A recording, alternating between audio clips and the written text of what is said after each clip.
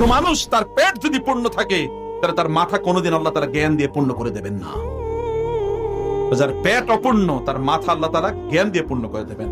সাহাবায়ে কেরামদের পেট কোনোদিনই পূর্ণ, আল্লাহ রাসূল কোনোদিন পেট ভরে খাইছে এরকম কোন রেকর্ড, কিন্তু ওই পেটে আল্লাহ সুবহানাহু ওহী দিয়ে ভর্তি করে রাখছে। খাবারের কমে দেন ভাই, জান্নাতে গিয়ে খাবেন না। এই বন্ধের প্রতি একটু করেন, এহসান করেন মহিলাদের প্রতি। সারাটা দিন রাত তারা ওইখানে বসে কেবল রান্না করবে আর আপনারা খাবেন, এগুলি কি?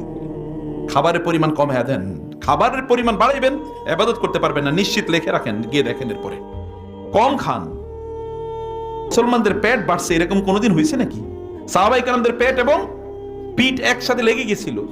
জান্নাতীদের পেট থাকবে আপনারা জানেন? জান্নাতীদের পেট থাকবে?